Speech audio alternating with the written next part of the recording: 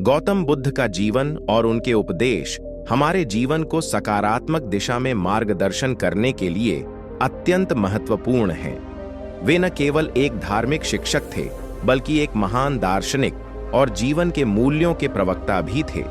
उनके उपदेश जीवन को समझने, आत्मज्ञान प्राप्त करने और मानसिक शांति पाने के लिए बहुत प्रभावी साबित हो सकते हैं। उनकी कुछ बातें हमें अपने जीवन में सुधार लाने के लिए प्रेरित करती हैं। आखिर क्रोध क्या है? एक बार गौतम बुद्ध एक गांव में गए।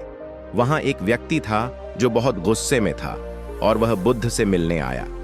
उसने बुद्ध से कहा, तुम्हारे उपदेशों से लोग अपना जीवन बदलते हैं, लेकिन मुझे यह सब झूठ लगता है। तुम कैसे लोगों को सिखाते हो? बुद्ध ने शांतिपूर्वक उस व्यक्ति से कहा, तुम्हें अपना गुस्सा मुझ पर उतारने की कोई आवश्यकता नहीं है। यदि मैं तुम्हें कुछ न दूं तो तुम्हारा गुस्सा कहां जाएगा? उस व्यक्ति को यह बात समझ में आ गई और वह शांति से चला गया। यह कहानी हमें यह सिखाती है कि अगर हम गुस्से में हैं तो उसका कोई लाभ नहीं है। गुस्सा केवल हमें नुकसान पहुंचाता है।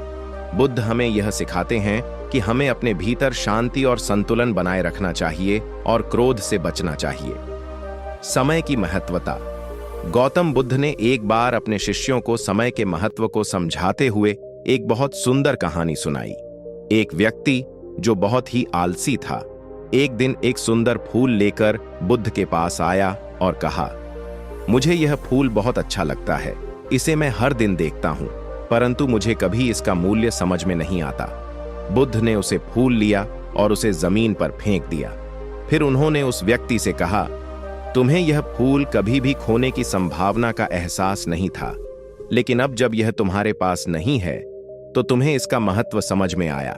समय की तरह ही हम कुछ चीजों को तब तक महत्व नहीं देते जब तक वे हमें हाथ से न निकल जाएं। ये कहानी हमें यह सिखाती है कि समय बहुत कीमती है और हमें इसे बर्बाद नहीं करना चाहिए। हमें अपने समय का सदुपयोग करना चाहिए और जो हमारे पास है उसका मूल्य समझना चाहिए। आत्मविश्वास। एक बार गौतम बुद्ध अपने शिष्यों के साथ एक यात्रा पर जा रहे थे। रास्ते में उन्होंने देखा कि एक व्यक्ति भारी सामान से लदा हुआ है और बहुत थका हुआ है। बुद्ध ने उससे पूछा, तुम इतने थके हुए क्यों हो? उस व्यक्ति ने जवाब दिया, मैं बहुत प्रयास कर रहा हूं, लेकिन मुझे लगता है कि मैं इसे आगे नहीं ले जा पाऊंगा। बुद्ध ने कहा, तुमने कभी यह नहीं सोचा कि तुम्हारा संकल्प तुम्हें इस भारी सामान को ले जाने में मदद करेगा? अगर तुम आत्मविश्वास के साथ इसे ले जाने की ठान लो तो तुम्हारी शक्ति और सहन शक्ति बढ़ जाएगी। यह कहानी हमें यह सिखाती है कि जीवन में कठिनाइयां आएंगी, लेकिन अगर हमारे पास आत्मविश्वास और दृढ़ संकल्प हो तो हम किसी भी चुनौती को पार कर सकते हैं। वर्तमान में जीने की कला। एक दिन गौतम बुद्ध और उनके शिष्य एक नदी के किनारे जा रहे थे। शिष्य ने देखा कि नदी में एक पत्थर पड़ा हुआ था जो समय और जल की निरंतर गति के कारण चिकना हो गया था। शिष्य ने बुद्ध से पूछा, गुरु, यह पत्थर इतना चिकना कैसे हो गया?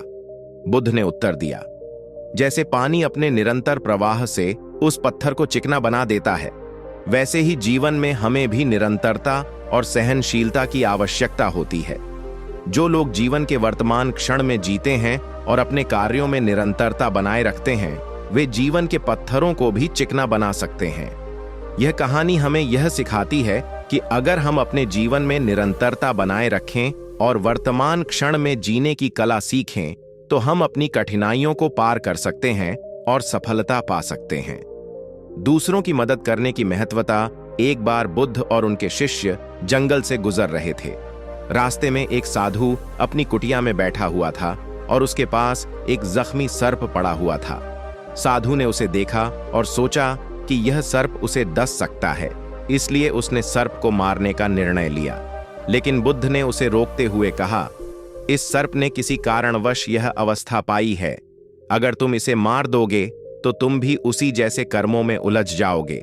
यह बेहतर है कि तुम इसकी मदद करो। इस कहानी से हम यह सीखते हैं कि हमें कभी भी किसी को बिना सोचे समझे नुकसान नहीं पहुंचाना चाहिए। जीवन में हमें दूसरों की मदद करनी चाहिए, चाहे वे हमारे शत्रु हों या मित्र। करुणा और दया का व्यवहार हमें शांति और खुशी की ओर ले जाता है।